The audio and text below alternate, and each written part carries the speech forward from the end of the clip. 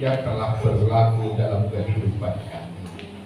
Sehingga ketika kami menjalani hidup kami, ketika kami membelanjakan kehidupan kami bisa menyenangkan hati Tuhan. Terima kasih Bapa Surgawi buat hari yang indah, Sabat yang indah pagi hari ini. Bukan hebat, bukan kuat, bukan gagah kami ada di dalam rumah Tuhan, tetapi semua adalah karena anugerah Tuhan. Amen. Yang begitu besar, dan kami boleh ada karena kasih sayang Tuhan yang begitu indah. Terima kasih ya Bapa, kami telah memuji memuliakan nama Tuhan. Kami yakin dan percaya bahwa segala pujian kami boleh naik menjadi dupa yang harum di mezbah Tuhan yang kudus. Dan tiba saatnya ya Tuhan, yang terpenting bagi kehidupan kami, yaitu kami mau mendengar suara Tuhan, bahwa dari Tuhanlah ada keselamatan. Amin. Terima kasih Bapa Surgawi, kuasai hamba-Mu, sembunyikan di balik salib Tuhan, sehingga setiap kata dan kalimat bukan dari keakuannya, bukan dari kemanusiaannya, tetapi Allah berfirman melalui Roh Kudus-Nya, melalui hamba-Mu, sehingga semua kami diberkati oleh Tuhan. Amin. Berfirmanlah Tuhan, ini hati kami, ini pikiran kami, ini seluruh keberadaan kami mau mempersembahkan di bawah kaki Tuhan untuk mendengarkan firman Tuhan. Di dalam nama Tuhan Yesus kami boleh berdoa dan mengucap syukur. Haleluya. Amin. Shalom Bapak Ibu. Shalom. Tidak dengan sengaja saya bisa hadir kembali di tempat ini.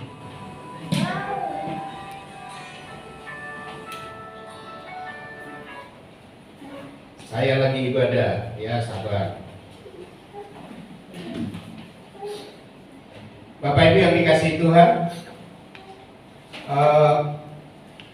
saya dalam perjalanan kurang lebih 1 minggu masuk Jakarta.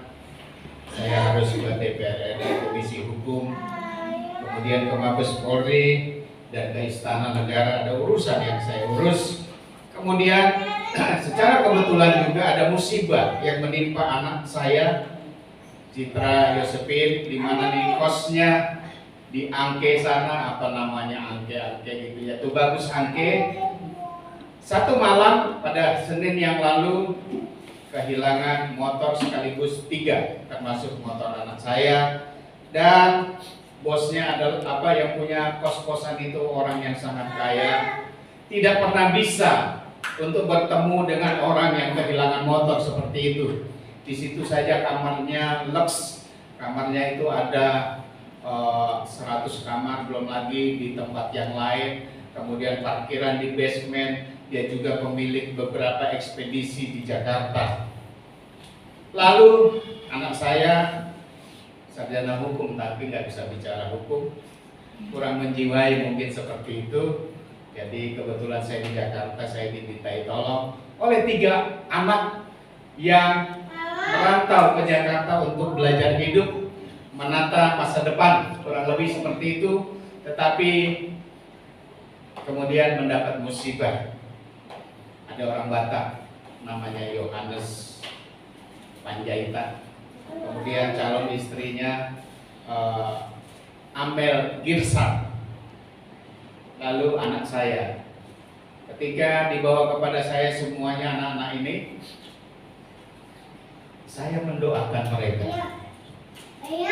Waktu saya mendoakan, sederhana saja, saya minta supaya Tuhan berkati masa depan anak-anak ini. Yang laki-laki gantengnya luar biasa dari Batak sana, kayak artis begitu, tinggi, dia menangis. Lalu yang perempuan si Amel ini juga menangis. Lalu setelah doa, mereka seka ya bahasa Ambon ya, menghapus air mata. Lalu saya tanya, kenapa? Begini Bapak, saya ini kan merantau dari Medan. Saya cari hidup Bapak. Vario saya itu masih baru, masih grace ya. Vario 125, masih grace. Kok diambil orang, diambil maling? Lalu apa lagi? bapak saya polisi tapi sudah meninggal. Lalu mama saya kena sakit gula. Jadi ini masalah saya telan sendiri, Pak. Begitu bapak doa, saya ingat orang tua saya. Jadi saya menangis. Lalu Amel bagaimana? Saya menangis melihat bapak sama Citra. Kenapa? Begitu hebatnya hubungan bapak dan anak. Karena Citra itu belandotan sama saya, dia peluk saya, dia cium saya. Dan ini si Amel iri. Lalu saya tanya, kenapa kamu?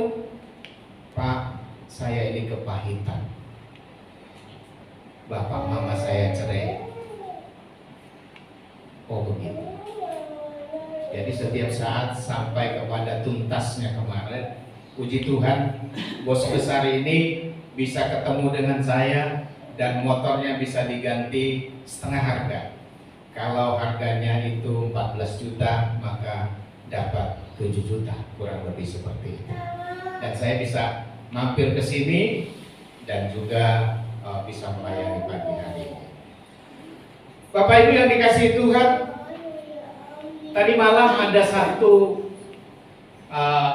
satu visual, bukan visual, kisah nyata kejadian di Cikarang Barat. Itu saya pikir puncak daripada segala musibah. Karena di Lampung saya sendiri menghadapi situasi yang luar biasa. Saya dimintai tolong oleh teman hamba Tuhan di sana. Mereka teman-teman hamba Tuhan, kalau ada masalah biasanya mereka datang minta tolong sama saya. Jadi ada jemaatnya dulu nikah muslim, kemudian suaminya sudah kawin lagi, jadi KTP-nya muslim, kemudian buku nikahnya muslim, lalu sekarang sudah nikah dengan jemaat dari teman saya. Lalu saya dimintai tolong untuk urus perceraiannya di pengadilan agama. Saya pikir pendeta kok disuruh ngurus perceraian. Tetapi ini demi kemanusiaan saya bantu, karena beliau dari muslim sekarang mau nikah secara Kristen. Ini mereka harus diurus secara baik. Jadi saya datanglah ke pengadilan agama. Saya menyaksikan dengan mata kepala sendiri betapa bahagianya orang yang bercerai. Mereka sangat bahagia, saudara. Jadi ketika kita ngantri, orang yang saya bawa lagi nanti ngantri untuk dimintai keterangan oleh pengadilan, itu ada gadis-gadis mereka keluar, ibu-ibu muda mereka keluar dengan sertifikat di tangan. Saya selalu senang bercanda, saya bilang, bagaimana Bu? Beres? Beres Pak, merdeka. Kenapa merdeka? Sudah dapat surat perceraian, merdeka sudah saya Pak. Jadi rupanya bukan hanya di Lampung, kalau kita lihat baik-baik, bahwa perceraian itu seperti tsunami sedang terjadi di Indonesia, bahkan dunia. Di mana-mana sedang heboh yang namanya perceraian, apalagi saat-saat ini. Dan tadi malam saya menyaksikan klimaksnya di Cikarang Barat. Seorang suami muda, ya, begitu gambarnya kelihatan Bapak Gembala di sini, Pak J. Saudara kenal sama Pak J? Pak J bilang begini, waduh cantik sekali. Tetapi apa yang terjadi, saudara? Suami muda ini dia bawa istrinya ke belakang, anaknya dia titip sama orang tua atau mertua, lalu dia gorok ke si mati istrinya. Dan itu lagi heboh saat ini. Bapak Ibu yang dikasihi Tuhan, pagi hari ini saya ajak kita buka di dalam kitab Mazmur pasal 128,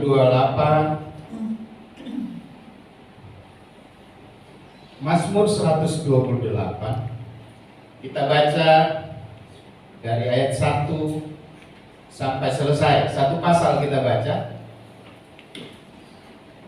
Mazmur 128 ayat 1 sampai dengan ayat yang ke-6. Mari sama-sama kita baca. Nyanyian firman Tuhan, nyanyian ziarah.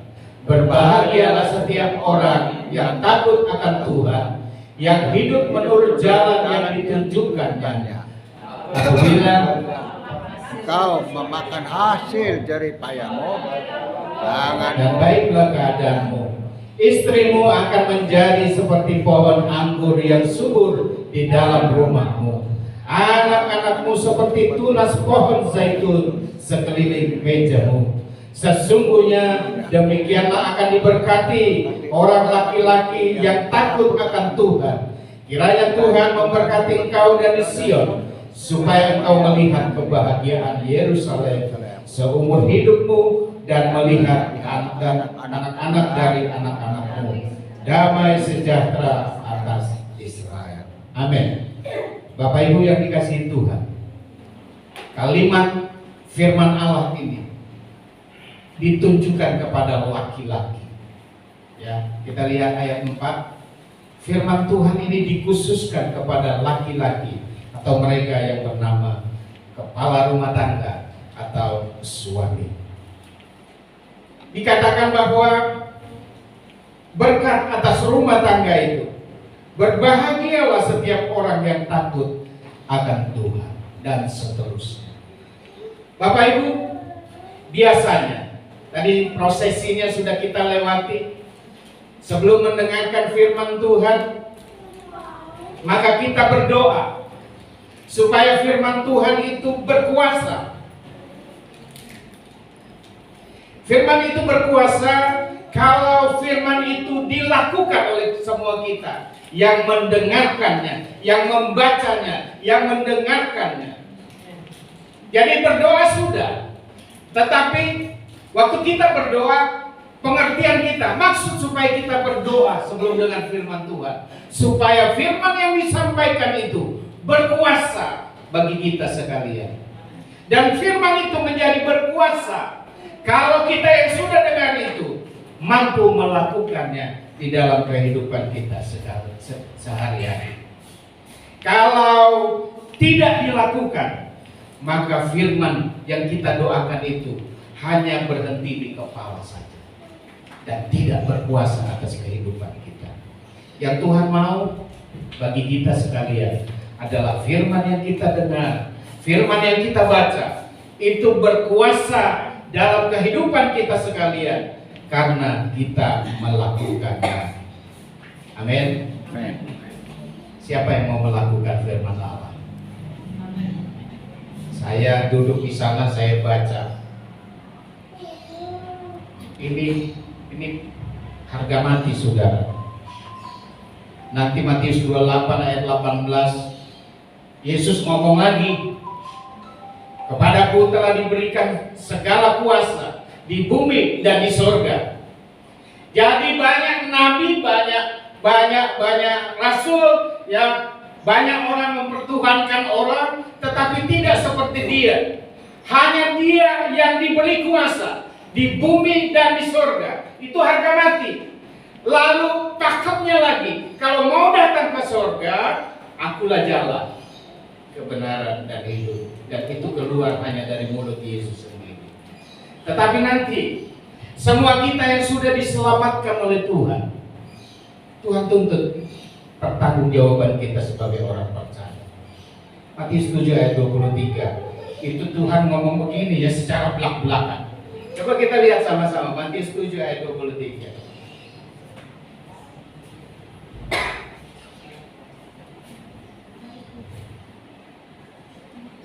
Baik, sudah? Matius 7 ayat 23.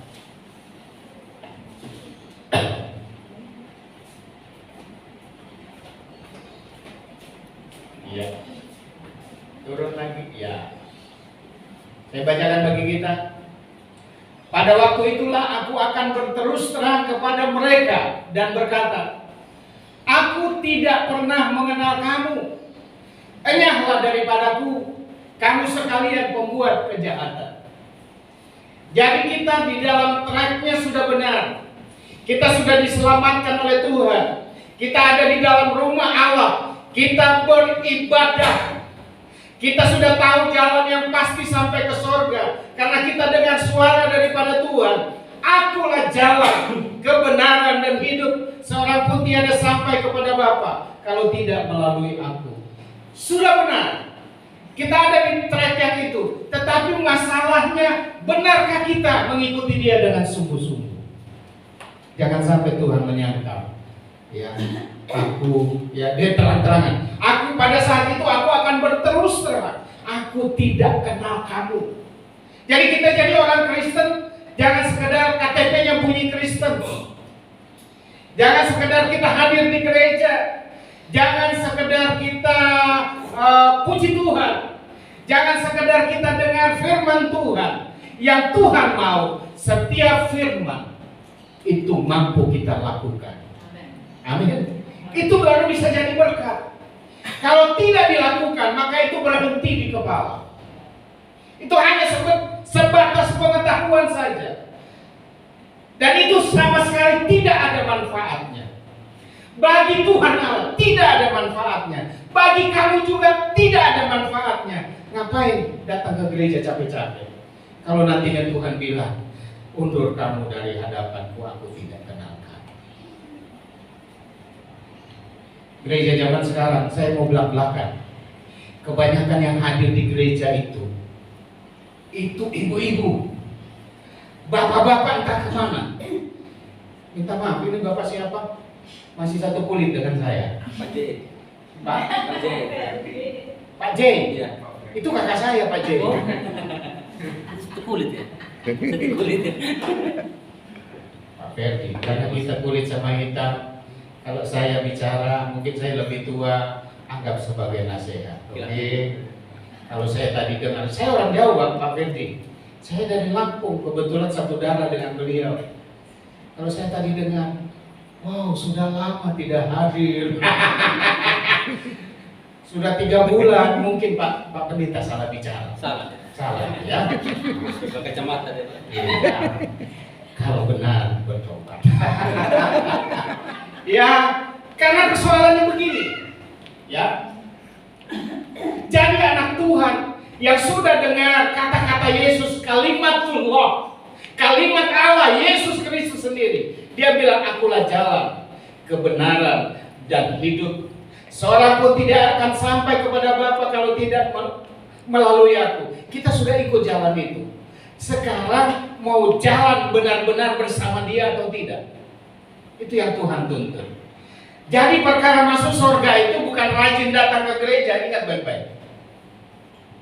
Jadi perkara masuk surga itu bukan rajin main musik, ingat baik-baik. Jadi perkara masuk surga itu bukan perkara pimpin pujian, jadi backing vokal, ingat baik-baik. Perkara masuk kerajaan surga itu adalah kita dengar firman dan kita melakukannya. Amin. Banyak orang puji Tuhan, banyak orang melayani Tuhan, tetapi tidak melakukan. Aneh kan itu? Aneh kan? Saya yakin kita semua tidak mau jadi orang aneh menurut Tuhan.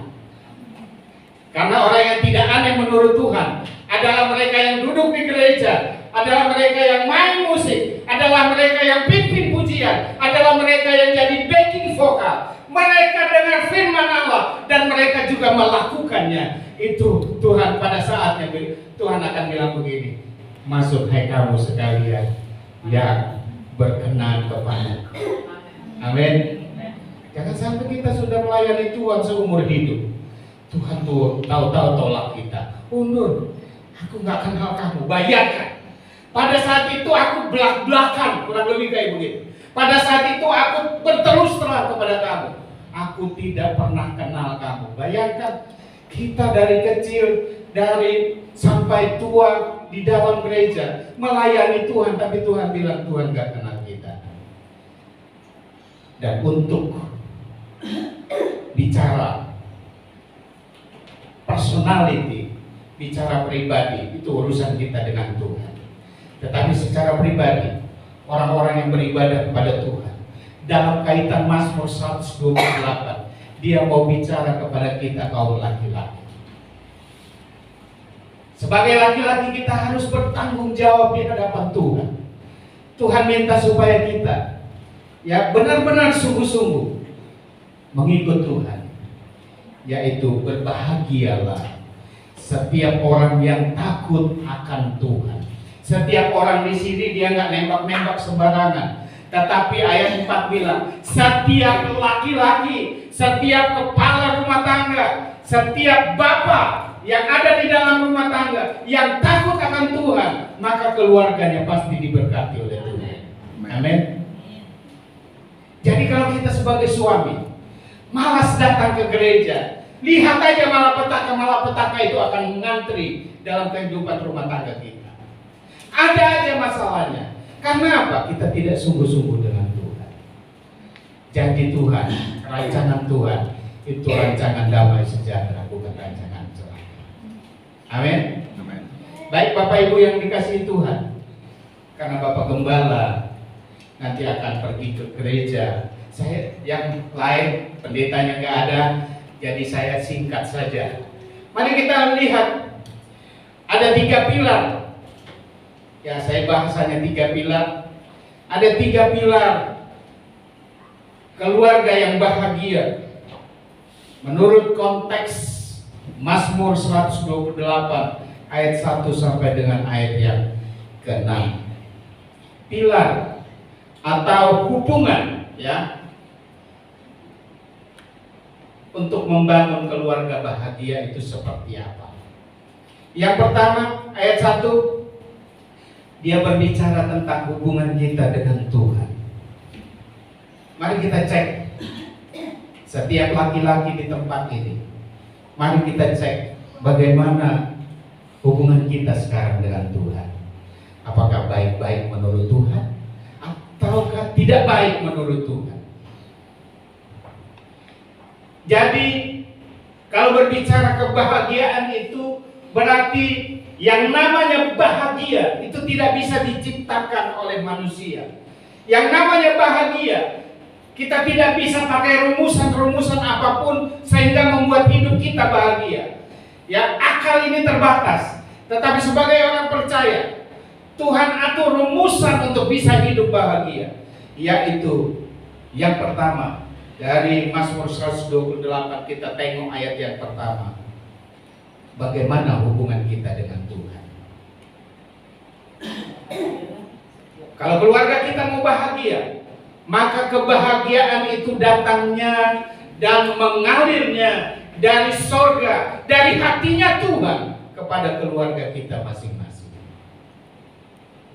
Makanya sebagai laki-laki, sebagai orang percaya, sebagai bapak dalam keluarga, kita harus punya hubungan yang baik dengan Tuhan. Kalau hubungan kita baik dengan Tuhan, maka semuanya pasti akan beres. Tetapi kalau hubungan kita dengan Tuhan itu buruk, jelas tidak bahagia. Kenapa? Karena kebahagiaan itu, catatan satu-satunya menurut firman Allah pagi hari ini, Mazmur 128, dikatakan bahwa kebahagiaan itu hanya datang daripada Tuhan. Jadi semua ini ada anak muda juga di sini, ya, ada Esra di sini. Saya kemarin kelakar sama beliau, Esra, anakku kapan? Ya, Bapak kesini mau lihat undangan warna merah. Ya, artinya kalau memang sudah ada, cita-citakanlah di dalam hatimu. Saya tidak sekedar mau berumah tangga, saya tidak sekedar mau pacaran, tetapi saya mau berumah tangga, tetapi rumah tangga saya itu harus rumah tangga yang bahagia. Maka kita sebagai laki-laki menciptakan rumah tangga bahagia, yaitu kita harus memperbaiki hubungan kita yang mungkin rusak dengan Tuhan. Ya, di sini nggak ada, di Lampung ada, tetapi sudah mulai taubat. Ya, laki-laki itu kadang hari Minggu kalau di kampung ya, dia pergi ke kebun. Dia nggak datang ke hari Sabat, Padahal itu firman Tuhan sudah bilang kita harus memindahkan hari Sabat. Jangankan kamu, pembantu di rumahmu juga harus berhenti, harus datang ibadah. Jangankan pembantu di dalam rumahmu, kalau ada sapi yang ikut bajak di sawah, hari itu sapimu harus berhenti dan harus juga beribadah kepada Tuhan. Itu perintah Tuhan. Tetapi memang iblis itu dia mau bermain di arena situ. Di area situ dia mau hantam jemaat Allah. Dia bikin bapak-bapak tidak gereja. Dia bikin mereka malas-malas dan seterusnya dan seterusnya. Baik, kalau keluarga kita mau bahagia, maka kita harus perbaiki hubungan kita dengan Tuhan. Karena apa? Yesus Kristus datang. Dia datang untuk merobohkan bait Allah dan dia bangun dalam satu hari, yaitu dirinya sendiri. Rasul-rasul Kristus Yesus, mereka datang untuk merombak bait-bait Allah. Dan dari bait suci itu mereka pindahkan ke rumah-rumah. Artinya di rumah kita harus ada mezbah Tuhan untuk membangun hubungan kita dengan Tuhan Allah. Saya tuh iri hati. Saya di Lampung dulu tahun 2000-an saya mau bangun sekolah dan juga mau bangun pastori. Saya ke Pringsewu, daerah Lampung Selatan, ratusan kilo dari tempat saya. Dan saya harus nginep di rumah bos dari pencetak genteng itu. Saya lihat hebatnya, ya, hebatnya iblis bermain. Ya, saya nginep di situ dan mereka punya tempat khusus. Mereka bikin satu kotak di situ untuk mereka sholat. Padahal kalimat Allah yang keluar dari mulut Yesus sendiri, dia bilang begini, Akulah jalan kebenaran dan hidup. Tidak ada satu orang pun dengan gaya apapun, dengan ajaran apapun, hanya melalui dia ada keselamatan. Amin. Tetapi mereka, iblis putar sehingga mereka tekun di situ. Mereka taat di situ. Satu hari 5 kali mereka harus ibadah. Sementara kita jam ibadah itu kita sering-sering gak mau hadir di rumah Tuhan. Jam ibadah kita gak mau bangun di rumah kita. Mari Bapak Ibu, kita bangun kebersamaan dengan Tuhan. Saya bahagia melihat keluarga Pak Pendeta di tempat ini. Ada jam ibadah sebelum tidur. Dan sebaiknya itu ditularkan kepada jemaat. Dunia saat ini makin kacau, makin rusak. Kita nggak bisa pantau anak-anak kita. Mereka ada di mana, sedang berbuat apa, kita nggak tahu.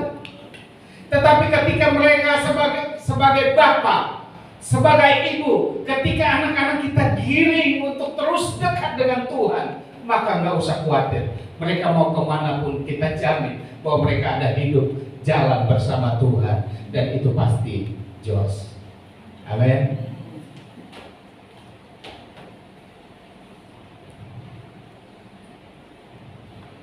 Berarti rumah kita harus menjadi tempat hadirat Tuhan. Amin. Siapa yang hari ini mau punya cita-cita? Kalau kemarin belum ada, hari ini mau bikin. Saudara, ya, dunia ini makin kacau. Ya, makin kacau. Dia bergerak dari rumah anak-anak Tuhan. Dia hancurkan dulu keluarga itu. Kemudian dia hancurkan anak-anak. Jadi kita sebagai orang percaya, tiket masuk surga udah ada di tangan. Amin. Saya senang kalimatkan begini melalui Yohanes 14 ayat 1 sampai dengan ayat yang ke-6. Ya. Ayat di atasnya bunyinya begini. Ini tiket, bicara tiket ini sudah di tangan. Tetapi nanti tiketnya itu melorot, ya, kececer dari jari-jari kita atau tidak. Tiket itu bunyinya begini, peace. Ya, ayat 1 bilang peace. Itu dibahasakan dalam kalimat, jangan gelisah hatimu. peace, tenang, ya. Jangan gelisah hatimu. Ya, kemudian yang kedua dia bicara place. Dia bicara tentang tempat. Di rumah Bapakku banyak tempat tinggal. Ya. Ada orang Jawa, berapa di sini angkat tangan? Siji loro telu papat limo. Ya. Saya pakai bahasa Jawa. Misale ora koyo ngono, aku orang ngomong karo sampean. Misal nggak seperti itu, saya tentunya tidak akan berkata seperti itu kepada kamu. Tetapi ini yang ngomong Yesus, benar. Itu ada, tempat itu ada. Aku sendiri yang pergi ke sana, aku sendiri yang membuatnya. Dan yang ketiga, pertama peace, jangan gelisah. Tiket kita udah ada di tangan. Yang kedua, place, rumah kita sudah tersedia. Dan yang ketiga, dahsyat saudara. Yang ketiga dia ngomong apa? Dia katakan promise.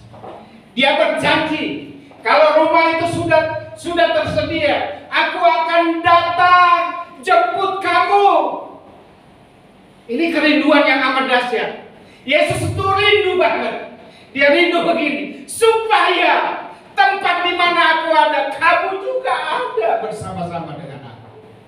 Itu kerinduannya Tuhan. Kalau saya selamat, kalau Bapak selamat, Bapak juga pasti kepengen ibunya selamat. Amin. Kalau Bapak dan Ibu selamat, Bapak dan Ibu juga kepengen anak-anaknya selamat. Amin. Berarti keluarga kita harus selamat di dalam nama Yesus. Maka kita harus, yang pertama, kita harus perbaiki hubungan kita dengan Tuhan, supaya semua yang sudah di tangan itu tidak tercecer. Dulu ada waktu saya remaja, banyak pendeta datang ke rumah kami. Bapak Gembala duluan jadi hamba Tuhan, saya masih kacau balau. Ya, mereka naik mimbar dan khotbah berapi-api. Khotbah berapi-api itu begini: sekali selamat, tetap selamat. Bisa begitu Pak Pendeta? Enggak juga. Karya keselamatan sekali untuk selamanya. Amin. Tetapi orang yang sudah diselamatkan, kamu sendiri yang lebih paham kamu nanti selamat atau tidak. Karena kamu harus punya hubungan yang baik dengan Tuhan. Amin. Itu hukumnya, itu rule-nya, itu garisnya, itu tata caranya supaya kita bisa sampai kepada Bapa di surga. Tiket sudah di tangan, orang lain masih bingung. Ihdinas siratal mustaqim. Ya, berikanlah kami jalan yang lurus supaya bisa sampai kepada sana. Mereka tidak tahu ada undangan Yesus Kristus seperti ini. Kita sudah tahu dan kita sudah ada di jalur yang tepat dan sangat hebat itu jalurnya. Dan tiket kita sudah ada. Tinggal bagaimana hubungan kita dengan Tuhan. Itu yang harus kita perbaiki. Baik, kita maju terus. Pilar atau hubungan yang kedua, yaitu ayat yang kedua. Saya bacakan bagi kita.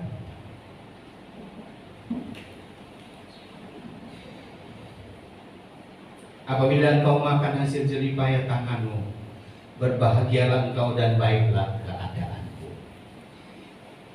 Pilar yang kedua atau hubungan yang kedua menurut Mazmur pasal 128 ayat 2, yaitu hubungan kita dengan pekerjaan. Jerih payah itu menggambarkan kerja keras, ya. Jerih payah itu menggambarkan kerja yang tidak main-main, kerja sungguh-sungguh. Ya, bahasa Indonesia bilang banting tulang. Sungguh-sungguh kerja keras, ya. Jadi ayat yang kedua atau pilar yang kedua, yaitu hubungan kita dengan pekerjaan. Berarti sebagai orang percaya kita tidak santai-santai. Kalau kita karyawan adalah kita harus karyawan yang jempolan. Kalau kita bos yang jempolan. Ya, kalau kita office boy kita, office boy yang jempolan. Ya, karena Kolose 3 ayat 23 sampai dengan 24 memerintahkan kepada kita, kalau kita bekerja, apapun pekerjaannya, kerjakanlah dengan sungguh-sungguh. Bukan untuk bos, bukan untuk manusia, tetapi kerjakanlah dengan sungguh-sungguh seperti untuk Tuhan. Jadi itu konteksnya hubungan kita dengan pekerjaan. Untuk bisa berbahagia kita harus kerja dengan sungguh-sungguh. Kalau sudah dapat hasil daripada jerih payah, ya, maka ada perintah yang harus kita ikuti sebagaimana yang Yesus ajarkan. Bayar kepada kaisar apa yang kaisar punya. Amin. Berarti kita taat pajak. Ya. Bayar PLN, jangan nyuri listrik. Di sini nggak ada ya. Sana banyak. Bayar apa yang kaisar punya, tetapi bayar juga apa yang Tuhan punya. Punya Tuhan itu apa? Kita kita cek ombak dulu ya, dikit ya, Bapak Gembala. Kalau saya langsung ke jemaat nanti Bapak Gembala marah. Saya langsung cek ombak. Saya tanya Bapak Gembala. Bapak Gembala, halo. 1 bulan gaji Bapak Gembala berapa? Di tempat kerjaan, bukan di gereja. Tanya nenek. Nek, piro nek? Hah? UMR semua orang paham. Tapi bunyinya piro? Tanya Esa. Ya, 5. 20. 20 juta. Ya, ini nggak mau disebutkan ya. Nah, saya andai-andai saja. Seandainya Bapak Gembala dapat 5 juta, maka 500 itu punya Tuhan. Ini kita lagi bicara tentang hubungan dengan pekerjaan. Tadi hubungan dengan Tuhan. Ini hubungan dengan pekerjaan. Kalau mau diberkati keluarga kita, maka dari pekerjaan itu ada miliknya Tuhan. Ya, kita harus kembalikan miliknya Tuhan.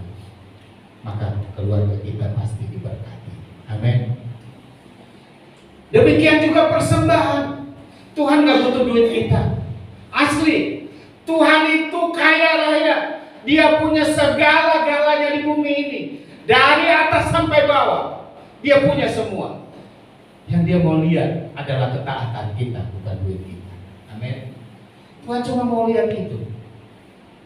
Jangan sampai di gereja itu ada kasus yang menduka citakan hati Tuhan. Kita ini tipu-tipu sama Tuhan. Saya nggak ngerti ya, kakakku, apakah cerita ini benar? Tetapi kakek kita, di mana ayah kita lahir dari sana, dia pendeta agama Hindu. Ayah saya orang paling sombong di daerahnya karena dia pegawai pemerintah Belanda. Dan mungkin orang paling sombong di Indonesia itu ayah saya. Iya. Dia ambil gaji 1 bulan, 5 bulan 5 bulan yang lalu dia belum ambil gaji. 1 bulan itu untuk makan sekian lama. Jadi, dan saya bilang dia paling sombong karena apa? Ini cerita beliau sendiri, ayah saya. Orang-orang pakai jam cuma 1 di tangan kiri. Dia pakai jam 2 doang. Nggak beda jauh dengan kakek saya. Dia pendeta agama Hindu. Begitu anaknya yang paling bungsu, bapak kami itu, ya bukan bapak kami di surga, ayah kandung kami itu, ya bertobat, meninggalkan pekerjaannya, dia menerjunkan diri untuk melayani Tuhan. Dia datang ke Jakarta, ke Bandung. Ke Bandung dulu ya, baru Sekolah. GPI ya. Sekolah dulu di Bandung. Ya, sekolah. Nah, begitulah cerita. Kemudian kembali ke kampung. Bapaknya yang pendeta agama Hindu, dukun kelas kakap. Jadi kakek saya dukun kelas kakap, nenek saya juga dukun kelas kakap. Bukan begitu Bapak? Ya, betul. Betul. Begitu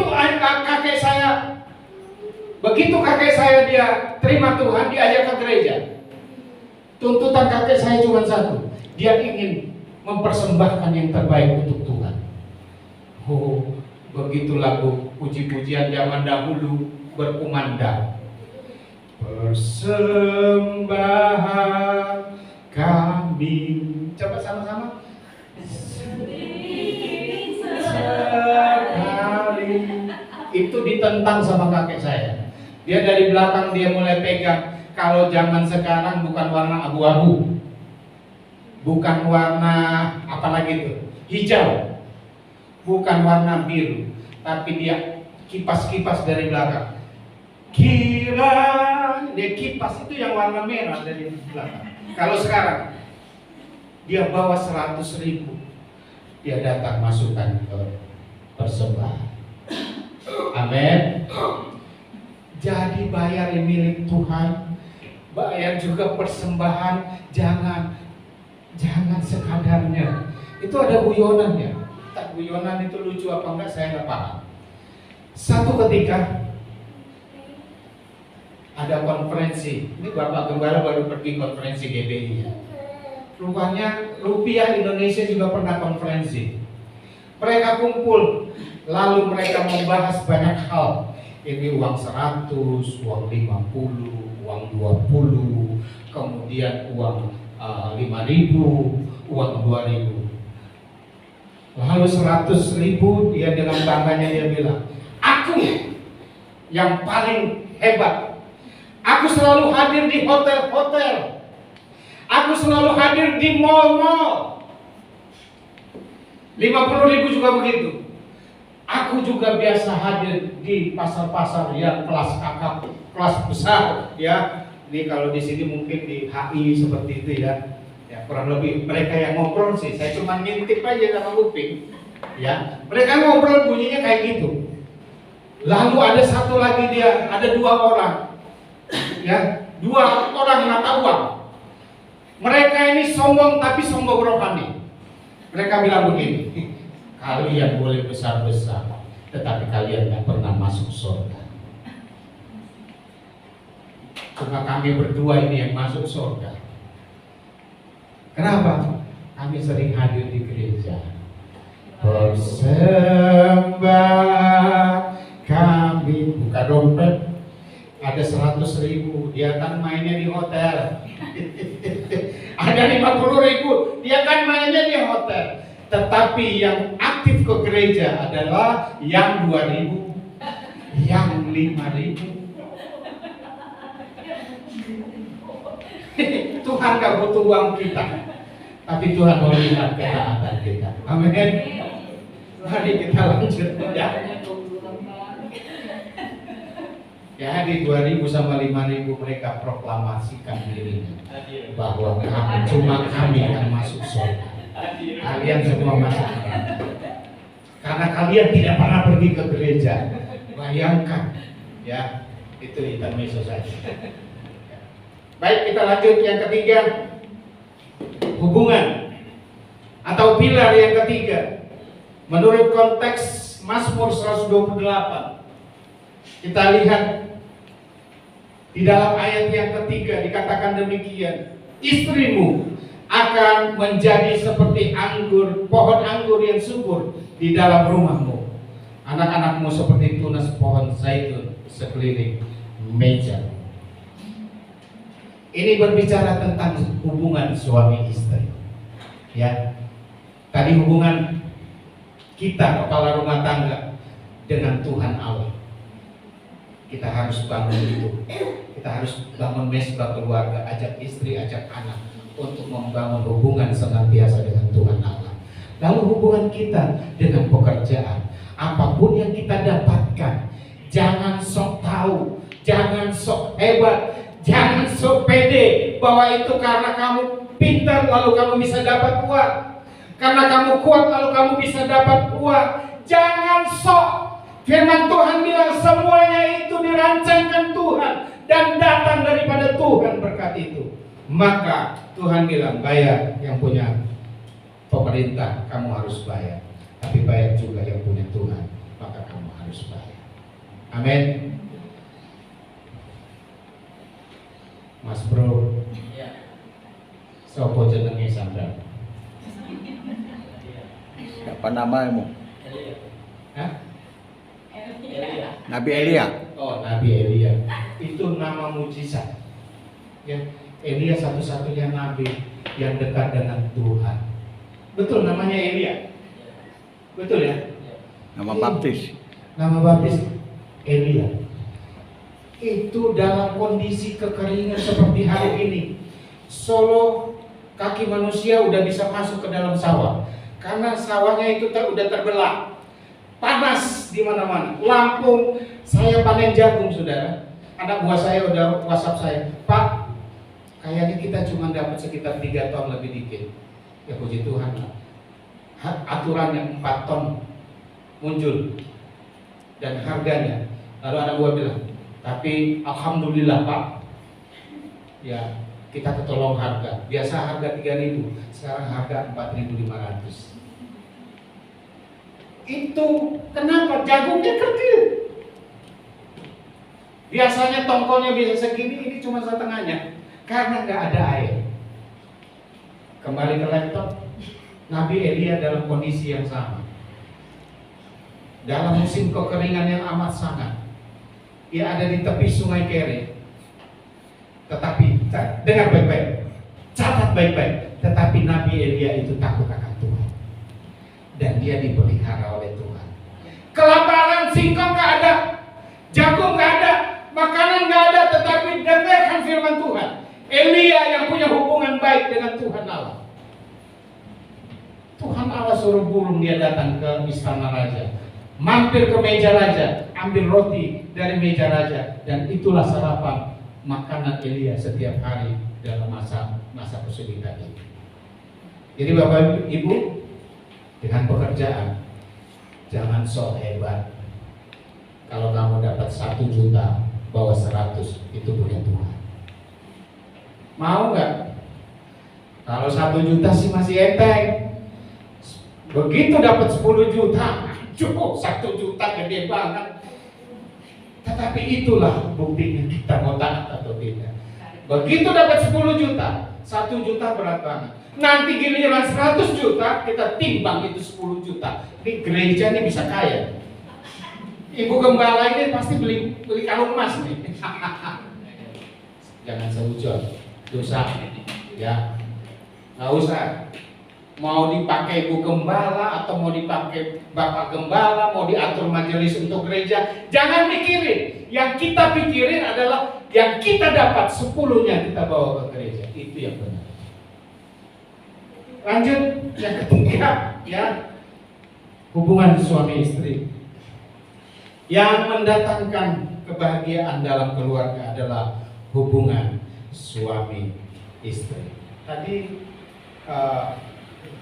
pembukaannya saya udah kasih gambaran bahwa ini lagi kayak tsunami, orang cerai, bahkan ada yang dibunuh. Jadi kalau keluarga kita itu baik dan bahagia, maka pasti semuanya akan baik. Catatannya, kalau keluarga ini dekat dengan Tuhan, maka semuanya menjadi baik. Hubungan suami istri itu adalah poros daripada semua hubungan. Hubungan suami istri adalah poros, adalah pusat, adalah sentral daripada semua hubungan. Kalau hubungan suami istri ini tidak sehat, maka hubungan yang lain juga pasti tidak sehat. Hubungan dengan Tuhan pasti tidak sehat. Hubungan dengan anak pasti tidak sehat. Hubungan dengan mertua pasti tidak sehat. Hubungan dengan orang tua pasti tidak sehat. Hubungan suami istri ini poros. Poros dari segala hubungan. Jadi hubungan suami istri itu sehat. Kalau hubungannya sehat, maka pekerjaan yang mereka kerjakan pasti berhasil baik karena sehat. Ya, hubungan suami istri. Hubungan suami istri itu disebut hubungan yang sehat. Otomatis pasti hubungan dengan mertua, hubungan dengan orang tua, hubungan dengan anak-anak juga pasti sehat. Jadi hubungan suami istri itu jangan dikorbankan untuk kutip buka, ya, alasan pelayanan bla bla bla dan lain sebagainya. Itu harus diutamakan supaya hubungan yang lain menjadi sehat. Banyak orang kelihatannya rohani, mau kemana? Pelayanan. Mau kemana? Pelayanan. Tapi di rumah itu gak sehat. Bagaimana pelayanan yang mau sehat?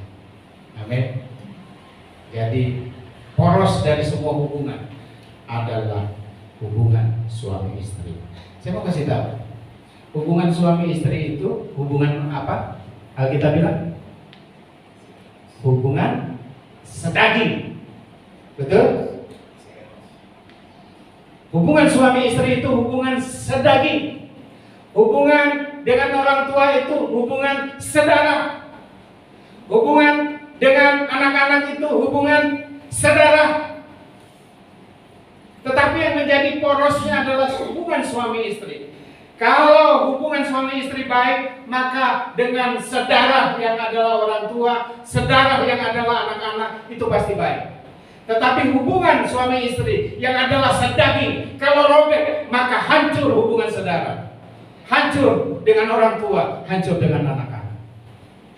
Maka Tuhan mau supaya keluarga kita menjadi keluarga yang bahagia. Amin.